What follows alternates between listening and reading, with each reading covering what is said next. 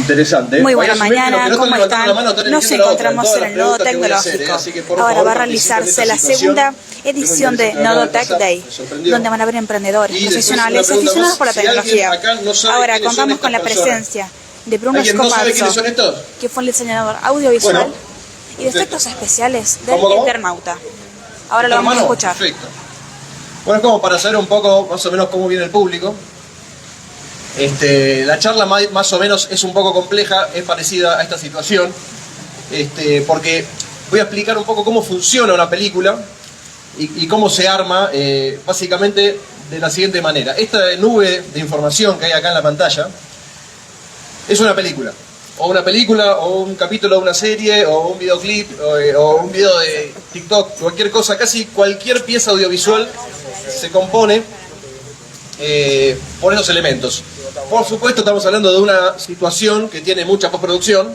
Como pueden ver ahí en la nube, se ve que hay bastante información en la postproducción, que son específicamente la parte de los efectos visuales. Primeramente también hay una diferencia muy grande entre lo que son los efectos visuales y lo que se llaman los efectos especiales. Muy a menudo me confunden a mí, me presentan como experto en efectos especiales y la realidad es que no tengo ni idea de cómo se hacen, sino que sí me dedico más a los efectos visuales, que son justamente efectos digitales, efectos que se hacen por computadora en postproducción, una vez que la película o la serie ya está terminada de grabar. Vamos a recorrer un poco acá este mundo.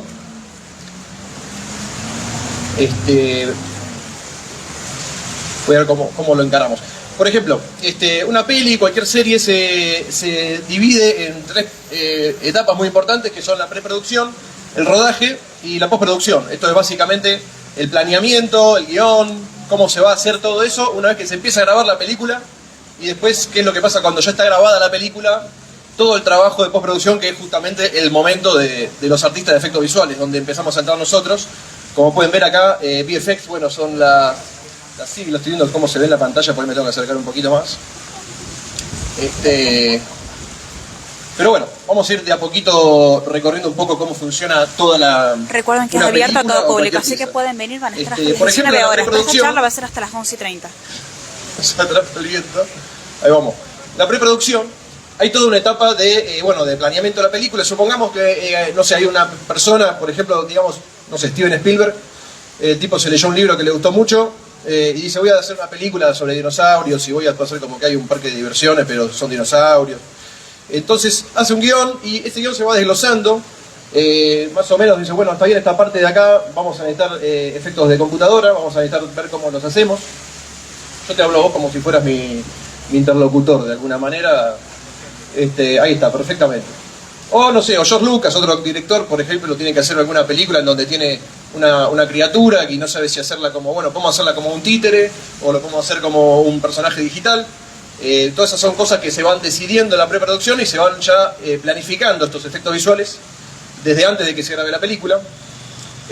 Parecido también un poco, bueno, esta cosa de armar storyboards, decir, bueno, ok, esta película es sobre dinosaurios que se escapan del parque y bueno, en una situación me gustaría hacer un plano así, como que hay una reja que se rompe y un dinosaurio que sale. ¿Cómo lo hacemos? Dice, bueno, y habría que llamar al grupo de efectos prácticos o al grupo de efectos digitales. Justamente esta película, si no la vieron, se llama Jurassic Park, véanla si no la vieron porque es muy importante. Entonces, por ejemplo, acá tenemos dos planos de Jurassic Park distintos, de la misma secuencia, una escena muy importante del meter a la película, en donde escapa el tiranosaurio y, por ejemplo, hay un plano en donde vemos que el tiranosaurio, cuerpo completo, entre los chips está saliendo, y un plano detalle de una pierna del dinosaurio aplastando el piso.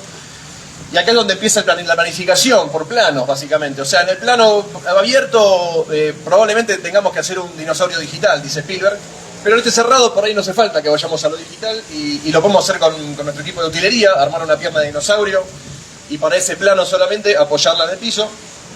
Jurassic Park, como pueden ver, tenían un dinosaurio vivo, como el de Susana Jiménez. Tenían parcialmente un dinosaurio vivo porque, como pueden ver, no tenía las patas, o sea, tenían la mitad del dinosaurio práctico. Recuerden que Jurassic Park es una película que se graba en 1992 y recién ahí empezaban a activar estos planos. Esto es un plano con un dinosaurio hecho en 1992. Es una locura que este plano se siga viendo así porque la verdad que es espectacular. No sé si se llega a ver ahí. Igual creo que ahí. Oye, esa es la pantalla. Vamos a hablar bastante de esta película porque es una película que a mí me apasiona bastante. Y otra película que me apasiona bastante es también Star Wars. Y sobre todo estas películas 80, principios de los 90, porque ahí hay distintos tipos de tecnología que van siendo cada vez más incipientes y cada vez han mejorado más hasta el punto de hoy que ya casi no se hacen falta recurrir a estas maquetas que están acá mostrando estas personas. Pero bueno, todo arranca con esto, con el storyboard y poder decir cómo se va a armar esto, cómo vamos a poder desarrollar estos efectos. Después del story también hay una etapa que se llama Previs. Por ejemplo, esto es una secuencia de Star Wars Episodio 1, que es una película del 99, donde la tecnología todavía estaba medio arrancando todo esto. Durante los 90 fue como avanzando bastante, eso lo podemos ir viendo. Como pueden ver acá, hay un dibujo hecho con un ilustrador que va diciendo, bueno, ok, hay una secuencia en donde estas naves que están corriendo una carrera van a pasar por este pasillo de piedras, y después esa misma secuencia se hace en 3D, pero como con un boceto, digamos, como sin terminar. Pueden ver acá que no hay detalles en las piedras, los paisajes son muy bocetados, apenas como para ir recorriendo estos lugares para después hacerlos bien. Y después así es como se ve al final en la película final. Donde empiezan a ya agregarle materiales, efectos de luces, efectos de partículas y cosas así. Esto de acá es básicamente toda la planificación. Hay una etapa en donde, a ver si me sale esto, por ejemplo acá, esto es Previs, yo también hice Previs para la serie del Eternauta, varios planos que había que ver bien cómo se grababan, y para ahorrarse el tiempo de ver, después de resolverlo después, lo terminamos haciendo, bueno, con Previs, junto al lado del director Bruno Estañaro. Voy a ver si puedo darle play a esto y si esto a ver si funciona, ¿verdad? ¿Cómo vamos a hacer para volver acá? Por ejemplo, esto es una Previs de la película Avengers Endgame, que es por ahí una de las películas que más efectos visuales tienen, o que tuvo, por lo menos ahora por ella le ganaron. Pero esto que están viendo acá es una secuencia hecha en baja, digamos, por un realizador de previsualizaciones. O sea, se previsualiza la película antes de grabarla, antes de planificarla, antes de grabar estos planos. Piensen que todas estas secuencias son planos, cada vez que corta la cámara son planos distintos, y a partir de ahí se va armando como un montaje previo a grabarse para después ir a grabar específicamente esos planos y no descartar material, no perder tiempo, no perder plata para la producción, sobre todo no tener a Scarlett Johansson ahí parada para tirar un plano que al final después no se va a usar.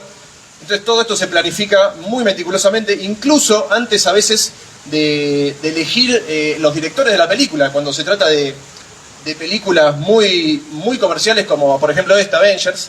A veces que estas secuencias de acción ya están dirigidas antes de que elijan al director incluso. Y el director, bueno, obviamente tiene como la potestad de poder corregir cosas o pedir cambios, por supuesto, pero ya están más o menos prehechas estas escenas cuando son películas, por supuesto, muy comerciales. Hay una historia también, si me permiten abrirme un poco de tema, voy a cerrar esto. Una historia interesante que es que incluso esta empresa que se llama The Third Floor hace Previs para Marvel. Se ven así más o menos. Acá pueden ver, por ejemplo, también cómo se ve un Previs de una película. Ant-Man es esta. Cómo se ve cuando graban, o sea, graban más o menos el mismo plano que armaron en Previs. Y después hacen la post-vis, que sería como un boceto de la postproducción, del efecto visual justamente, que es agregar acá el muñeco gigante agarrado del camión. Y así es como queda el plano final ya compuesto y con todo el trabajo de postproducción hecho. Esto es como para que sea una idea de la estructura, más o menos, de cómo se planifican y cómo se llevan a cabo las cosas. Hay una historia también, esto es algo raro ¿cómo lo podría decir? O sea, esta persona que hizo este Previs, hay escenas o planos que fueron dirigidos directamente por esta persona. Y no se le acreditó realmente ese valor. O sea, esta película está dirigida por los hermanos Russo y en ningún lado dice que esta secuencia está dirigida por otra persona. Incluso hay una historia que a esta película, a Black Widow, se le ofrecieron a Lucrecia Martel, justamente, para dirigirla, porque bueno, tratándose de una película con protagonista mujer, quisieron hacer una cuestión de género, buscaron directoras mujeres por todo el mundo, y la propuesta se le hicieron a Lucrecia Martel, pero le dijeron que las secuencias de acción ya iban a estar dirigidas por otra persona, cosa que era muy extraña, y bueno, ella dijo que no.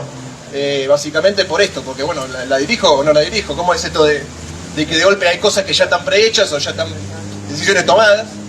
Bueno, todo esto tiene que ver con esta previs, digamos, ¿no? Nada, nos perdimos de conocer a Lucrecia Martel. Pero bueno, esa no la vamos a poder ver. Bueno, esto es la previs, esto no es la primera vez que pasa, también esto pasaba mucho antes. Acá estaba Alfred Hitchcock, que una de sus frases es: mis películas ya están terminadas antes de realizarse. Tiene una historia también interesante con este personaje que se llama Saul Bass, que es la persona que le diseñaba también los pósters, estos pósters tan característicos de esa época. También hizo por ejemplo el del Resplandor, Psicosis. El tipo era diseñador gráfico, pero también era ilustrador, y le hizo el storyboard de la secuencia de Psicosis de la ducha, que es un clásico del cine, y la hizo esta persona. Y resulta que Hitchcock lo que hizo fue: bueno, dale, hagan lo mismo que dibujó esta persona. Y ahora no se sabe quién dirigió esta secuencia realmente. ¿La dirigió Hitchcock o la dirigió Saul Bass? Esa es una de las preguntas también de la industria del cine. Parecido a lo que pasa con Avengers, esta cosa de tipo, ok, la secuencia esa de la entrada de todos los personajes, ¿la dirigieron los hermanos rusos o la dirigió el flaco este que hizo la previs? Algo que no le pudo pasar, por ejemplo, a esta persona que se llama Ridley Scott. Ridley, ya la filmé en papel, Scott le dicen, porque el tipo, resulta que los storyboards de Alien, por ejemplo, película que si no la vieron también se la recomiendo, lo dibujó el mismo Ridley Scott, que eso es algo muy loco. O sea, este tipo es claramente un artista, dibuja espectacular, y una historia también interesante, ya que estamos, y creo que esta es la última rama por la que me diversifico en la preproducción, es que 20th Century Fox, que le produjo esta película, le duplicó el presupuesto de 4 palos verdes a 8 palos verdes solamente por ver estos dibujos, básicamente. Así que bueno, para que tengan una idea de lo importante que es esta etapa en la producción de la película. Ahora bueno, eso ya se hace más en 3D, se hace con esta tecnología. Nosotros lo hicimos en el Eternauta, por ejemplo, a ver si tengo por acá.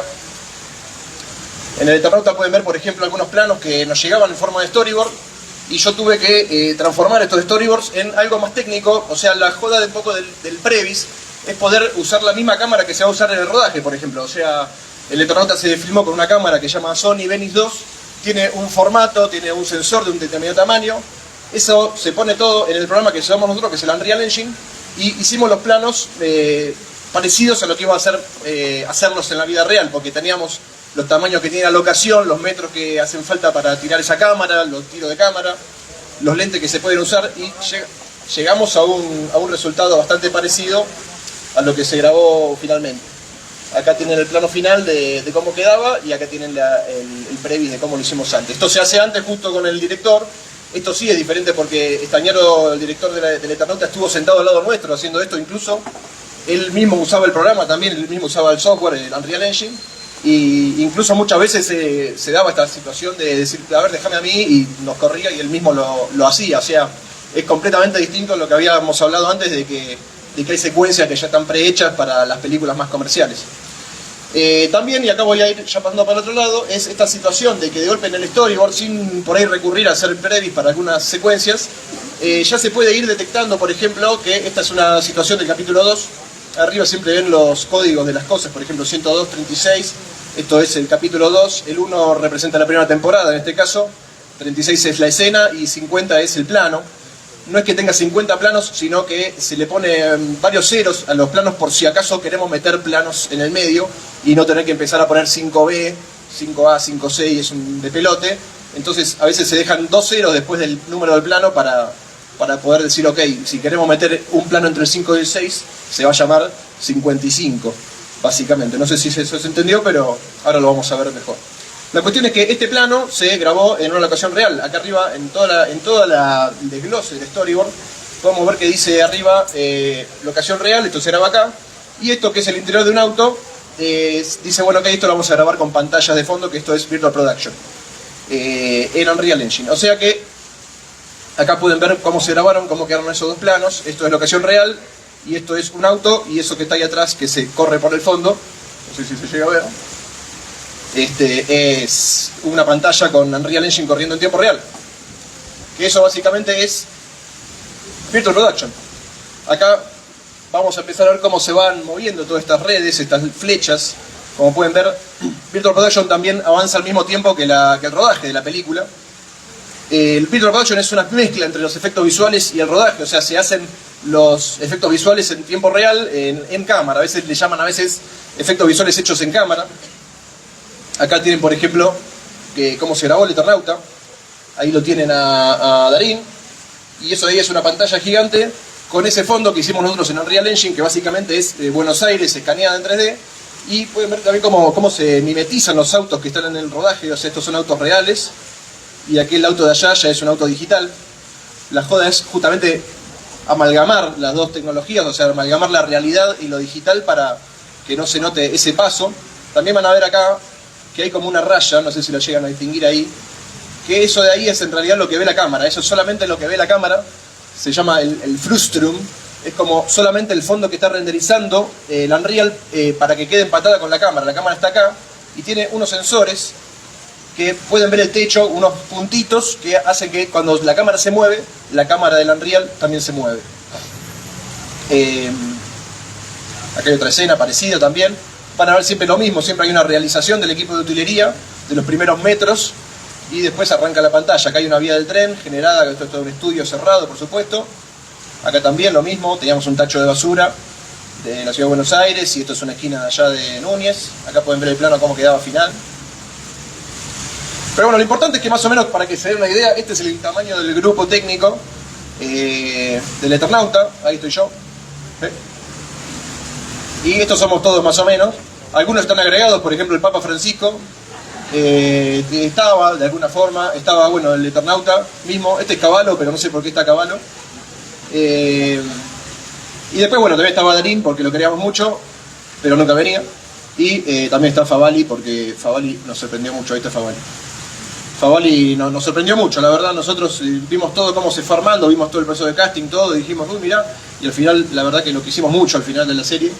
Pero bueno, esto más o menos para que sea una idea del tamaño del equipo. Acá estamos viendo, por ejemplo, acá está el director de fotografía, que también venía a ver las cosas. Esta persona de acá solamente hacía simulaciones de nieve, hacía solamente huellas en la nieve cuando caminaba salvo en la nieve, y había que agregar esas huellas. Bueno, todas las personas acá, hay gente que es de composición, ahora vamos a ver un poco ese recorrido. Y acá está más o menos el equipo técnico de la última jornada de rodaje, en donde fuimos todos también ahí. Y acá lo pueden ver a Darín, y ahí estoy yo. Bueno, ahí con Darín y el propio director de la peli. Ahí me salió el cholulo que hay en vos. Saca el cholulo que hay en vos, Darín, ¿viste? Tiene como esa cosa. Y bueno, no sé si se entendió bien lo que era Virtual Production, pero bueno, básicamente es eso, ¿no? Como que hay una cámara en el set, la cámara pasa por el Unreal, y el Unreal renderiza en tiempo real ese fondo que está en la pantalla, y si la cámara se mueve el fondo, y entonces parece como que estamos ahí. Es como una especie de realidad virtual, parecido a los anteojos que tienen por acá, después si quieren ver, pero que funciona con la pantalla. Bueno, después, ahora sí, eso, por ahora, eso no son efectos visuales, todavía son Virtual Production, fue todo planeamiento. Y después, a medida que va pasando esta línea de tiempo, digamos, son flechas que van para aquel lado, vamos a ir llegando a los efectos visuales. Ahí vamos a ver si me pongo más técnico o menos técnico, pero bueno. Mínimamente, en el rodaje, las cosas que pasan para efectos visuales, por ejemplo, acá hay un rodaje común y corriente de una situación con muchos efectos visuales, porque podemos ver que están grabando con un fondo verde. Casi nunca queda este fondo verde, vamos a decir, nunca queda este fondo verde en el plano final, siempre se cambia por otra cosa. Y también hay un personaje que tiene un traje de motion capture, que es para después reemplazarlo por un personaje digital. Hay acá una persona que está mirando en unos monitores qué es lo que está pasando en la cámara. Casi nunca las personas responsables de esto están mirando así con sus propios ojos la situación, sino que siempre estamos mirando a través del monitor para ver qué es lo que va a quedar después. Esto puede ser un supervisor de efectos visuales, por ejemplo, que está diciendo, bueno, ok, esto es lo que necesitamos para después hacer la post. Muy bien. Y bueno, básicamente también hay efectos especiales que no son efectos visuales, son efectos prácticos. Hay generalmente algún tipo, un experto en explosiones, un experto en fuego, que es la persona que hace que las cosas exploten, cosas por el estilo. Por ejemplo, bueno, Christopher Nolan se caracteriza mucho por sus ganas de hacer reventar todo, explota aviones, explota hospitales, explota todo. También hay efectos especiales que son para efectos visuales, o sea, mezcla de las dos cosas. Grabar una maqueta explotando, por ejemplo, para después componerla en otro lado. Esto es una mezcla de las dos cosas. Y después también hay efectos visuales que no están planificados, que son los que se arreglan en post, o sea, son problemas que van apareciendo a medida que vamos entrando en la postproducción. Por ejemplo, esta es una historia muy interesante. Este señor es Henry Cavill, que hizo de Superman en una película. Terminaron la película, empezó a grabar otra en la que tenía que tener un bigote y después lo llamaron de vuelta para grabar unos planos que se habían olvidado y no se podía afeitar el bigote. Entonces tuvieron que borrarle el bigote en postproducción, o sea, hacerlo con efectos visuales, y le tuvieron que hacer la boca directamente en 3D, una cosa que no quedó para nada bien. Y si ven la peli ahora se nota que de golpe hay algunos planos, que son los que agregaron después, que tiene como una boca rara, y es porque, bueno, así quedó. También muchas cosas que pasan, por ejemplo, es una película de Eminem, en donde se puede ver ahí un reflejo de un boom, que es un microfonista que está tomando el sonido del sonido directo, y bueno, en este caso no lo borraron en post, pero normalmente esto se borra en post, es parte de un efecto visual, y va a parar al equipo, ¿no es cierto?, al equipo de efectos visuales. Aparte de eso, también en el rodaje, bueno, está el supervisor de efectos visuales, ya lo había dicho. El DIT es una persona que está a cargo en el momento de recorrer, de ver el material, de ver que esté todo perfecto. El Data Manager, que es una persona que se encarga de juntar todo ese material digital, porque bueno, ahora las cámaras son todas digitales, y va juntando todo ese material, casi siempre en discos rígidos, y después todos esos discos rígidos se terminan volcando en una especie de servidor, en donde después vamos a ir recorriendo este material más adelante. Otras cosas que puede hacer la persona encargada de los VFX es andar con estos aparatos que la gente del resto del mundo dice ¿qué está haciendo el loquito este de VFX con eso? Que es una pelota cromada. Básicamente está tomando referencia de cómo refleja el entorno en el que está grabando y cómo le pega la luz. Acá una pelota gris totalmente, cómo pega la luz. Ahí podemos ver que tiene, por ejemplo, una sombra de este lado, un brillo de este lado. Entonces, si acá hay que meter un bicho, un auto en 3D, cualquier cosa, sabemos que tiene que verse de esta manera. Tomar medidas también, esta es una herramienta muy importante para la persona que hace efectos visuales. Ver a qué distancia estamos de la cámara, cuánto miden las baldosas, cuánto miden las cosas para mantener una escala. Capturar una imagen 360 para los reflejos del entorno. Bueno, son todas cosas que se hacen en rodaje. Una vez que ya se terminó el rodaje, ahí sí ya nos vamos a la parte de postproducción. Pero antes de la postproducción también podemos llegar a pasar por el departamento de CGI, que es justamente las imágenes que se generan por computadora. Es una sigla que significa justamente eso, Computer Generated Image, o imagen generada por computadora, que ahora me parece que la industria le va a tener que cambiar el nombre porque ahora eso ya quiere decir otra cosa. Una imagen que genera una computadora ahora es inteligencia artificial generativa. Y esto de acá es exactamente todo lo opuesto. Esto es muy complejo y hay muchos humanos trabajando en este departamento. Por ejemplo, yendo a lo concreto, esto es justamente diseño de fondos. Hay un departamento que hace todas estas cosas. Fondos que se van a usar después digitalmente. Por ejemplo, acá esto está modelado en 3D y así es como se ve el render final. Esto es de una película de Marvel también. Diseño de vehículos, por ejemplo, esto de Minority Report, otra película de Spielberg, que también se la recomiendo. Por ejemplo, cómo se van a ver estas naves, cómo se va a ver esta nave de Avengers, va a ser así. Esto es un diseño de una persona que la dibujó con las manos. Estos fueron los primeros trabajos que fueron perdiendo justamente con la inteligencia artificial, fue lo primero que se fue llevando, la cosa más de estos concepts. Diseños de personajes, por ejemplo, también. Acá, por ejemplo, Jar Jar Binks fue el primer personaje hecho en CGI en la historia, así con el tamaño que tiene, o sea, más allá de otros personajes que se hayan hecho por computadora, la cantidad de veces que aparece Jar Jar Binks y la cantidad de líneas de diálogo que tiene en el episodio 1, fue el primero. Acá está cómo quedó el diseño terminado, y acá está cómo se ve final en la película. Una peli que es para verla de vuelta. Acá está Andy Serkis, por ejemplo, que es la persona que casi siempre llaman para hacer de estos personajes, que hizo de Gollum, hizo del muñeco de Rey de los Simios. Ahora va a sacar una peli justamente que es una adaptación de Wells, de La Rebelión de la Granja. Este de acá también es el de Peta del Caribe, no se ve, está muy oscuro. Pero bueno, esto es el diseño del personaje. Después está el departamento de simulaciones, que hace, por ejemplo, cuando hay que hacer mucha gente en un lugar, hay una simulación de personajes, una cancha de fútbol que hay que llenar todas las tribunas, no vamos a andar llamando 2 millones de extras, no, hay que hacerlo en 3D, eso claramente.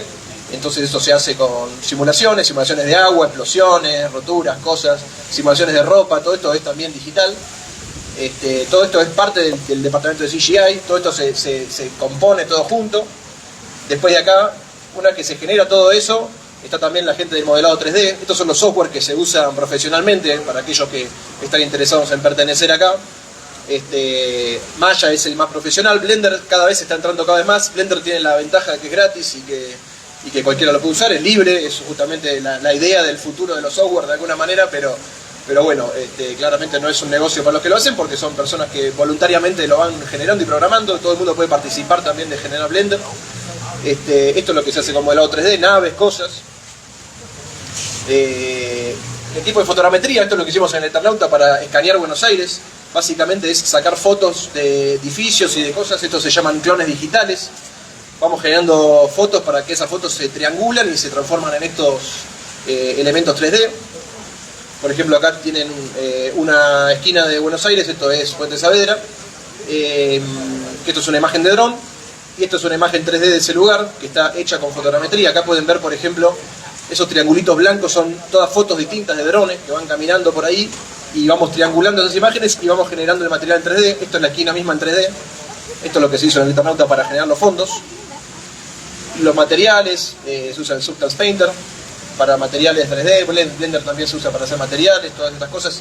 Cómo se va a ver definitivamente la superficie 3D que vamos generando. Todo esto es parte del equipo de CGI, la iluminación de estos lugares. Finalmente, el rigging, si hay personajes animados, es básicamente como si fueran títeres de estos modelos 3D que se hicieron y cómo se van manejando por animadores, cosas así. Y bueno, acá está por ejemplo James Irving de vuelta, rigueado. Se ven como estas alambres que hay por ahí, que son lo que los animadores después manejan para que el personaje vaya tomando formas y vaya animándose. O también puede haber captura de movimiento, como se usa también en algunas pelis, en donde capturan a los actores en tiempo real, con elementos que van triangulando también esa información, puntitos que después traquean. Acá está Spielberg también, que lo quiero mucho, que me parece un capo. Están haciendo Tintín acá, así como se ve después la peli con la captura de movimiento. Y después, ¿qué más hay acá? Bueno, animación a mano, por supuesto, animadores que van tocando todo eso. Y van generando finalmente una imagen CGI que se va componiendo con pedazos de distintos pasos. Y esto va a parar a este lugar que es la composición, básicamente, que ahora vamos a llegar por el otro lado. Acá pueden ver, por ejemplo, también un plano full CG de un auto. Esto es una imagen completamente hecha en 3D. Y acá tienen, por ejemplo, cómo se ve esa malla. Como pueden ver, bueno, es un auto digital. Y hay planos que se hacen directamente así sin tener que recurrir a lo que se grabó en el rodaje. Muy bien. Después también por acá entra, en algún lugar, antes de entrar a los VFX, bueno, lo nuevo, que es la inteligencia artificial generativa. Acá está, por ejemplo, que me hizo también toda la presentación que estamos viendo ahora, mientras yo estoy atrás ahí mirando Instagram. Que en realidad, bueno, tiene la capacidad, tiene como sus ventajas y sus defectos. Acá tengo, por ejemplo, una publicidad de cerveza que estaba haciendo yo mismo, pero que muchas veces en la actualidad, ahora, posiblemente esto en un par de días ya no pase así, porque también todo lo que es inteligencia artificial es nuevo y va cambiando muy rápido.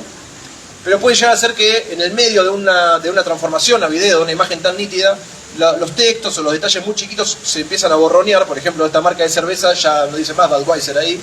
Y esto requiere también efectos visuales para arreglarla, o sea, tener botellas 3D con la marca que hay que poner y eso reemplazarlo como si fuera, bueno, un product placement característicamente, o sea, lo que hay que hacer es tipo un trabajo, que es lo que vamos a ver ahora en VFX. También hay entradas de librería, o sea, sí, esto que estoy diciendo yo son todos los materiales, que así como viene el rodaje, también es material que puede ser generado o de librería, que va a ir a parar al mundo de la postproducción, que va a terminar todo en lo que es la edición y el montaje de la película. Para aquellos que les interesen, estos son los software que se usan. Avid, Final Cut ya casi no se está usando mucho, Premiere se está usando cada vez más, y DaVinci tiene su espacio también de edición. La edición de una película básicamente se va así, y cada uno de estos cuadritos de colores es un plano, y bueno, al darle play se ve toda la película más o menos editada. Acá tiene un editor, por ejemplo, que está laburando. Ahí se puede ver su espacio de trabajo. Y eso, una vez que se edita la película, bueno, eso ya decimos, ok, se va bloqueando cada vez más, bueno, planos que seguramente van a necesitar efectos visuales. Y esto va a terminar en un coordinador de postproducción, que es la persona que va a decir, ok, bueno, tenemos que hacer 2000 planos. El Eternauta tuvo 2000 planos más o menos de efectos visuales, que es, para que sea una idea, más o menos lo mismo que tiene una película de Marvel. Pero el Eternauta fueron 6 capítulos y más o menos como si fuera una película de 5 horas. O sea, para que se den una idea de la dimensión. Por eso la serie completa se grabó en un año y se postprodujo en otro año. O sea, fue un año también de rodaje, de grabación, digo, de postproducción por esto mismo. Acá es donde empezamos a trabajar recién ahora en los efectos visuales, pero bueno, todo lo anterior era importante que lo sepan. Acá voy a pasar, no sé si quieren que pase rápido o que pase despacito por esta parte, que es toda la parte de todo lo que compone estos efectos visuales. Pero bueno, básicamente el chroma key es lo más importante. Lo pueden ver que se usaba desde tiempos de hace mucho, digamos. Esto lo usaba el Chavo del 8, por ejemplo, cuando tenía que aparecer el ñoño y el señor Barriga al mismo tiempo. No sé si acá hay alguien que no conozca el Chavo del 8, por favor vaya a la casa a verlo. Acá está el Chavo con el Chapulín, habiendo tomado una pastilla de chiquitolina. Esto es muy interesante porque esto lo hacían a fines de los 70 y en programas de televisión. O sea, es muy loco ver que hayan efectos visuales de esta categoría, digamos, en esa época, en México. Y esto se hacía todo con tecnología muy, muy vieja. O sea, realmente esto lo hacían. Fíjense que claramente no está bien